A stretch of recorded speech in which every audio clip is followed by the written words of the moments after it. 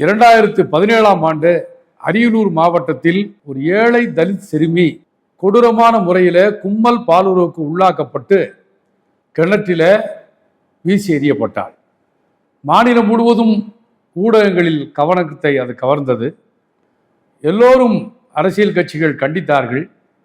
பல கட்சி தலைவர்கள் அந்த சிறுமியினுடைய இல்லத்திற்கு சென்றார்கள். ஆனால் அந்த வழக்கு என்னானது? நீதிக்கான போராட்டத்தில் படுகொலை செய்யப்பட்ட அந்த சிறுமி மீண்டும் மீண்டும் படுகொலை செய்யப்பட்டதை நாம் பார்க்கிறோம்.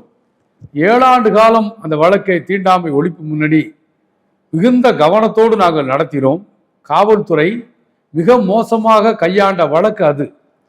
அடிப்படையான சாட்சியங்களை கூட அந்த வழக்கிலே அவர்கள் முறையாக பதிவு செய்து வைக்கவில்லை. என்றாலும் கூட தீண்டாமை ஒழிப்பு முன்னணி தன்னுடைய வழக்கறிஞர்கள் மூலமாக அந்த வழக்கை மிக திறம்பட நாங்கள் நடத்தினோம்.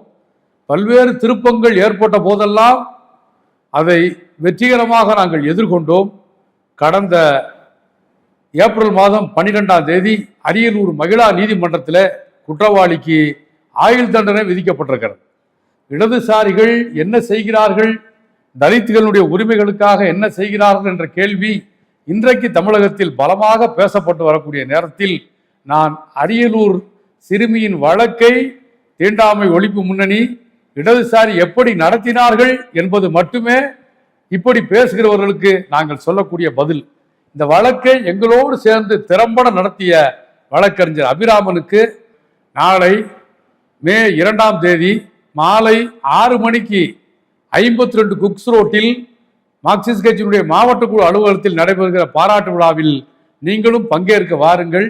அபிராமனை பாராட்டுவது, அபிராமனை மட்டும் பாராட்டுவது அல்ல, இந்த வழக்கை நடத்துவதற்காக தீண்டாமை ஒழிப்பு முன்னணி இடதுசாரிகள் மேற்கொண்ட மாபெரும் பணிகளை, முயற்சிகளை நீங்கள் அறிந்து கொள்வதற்கு உங்களை வாருங்கள் என்று அன்போடு அழைக்கிறேன். நிச்சயமாக நிகழ்ச்சிக்கு வருவீர்கள் என்று எதிர்பார்க்கிறேன். நன்றி, வணக்கம்.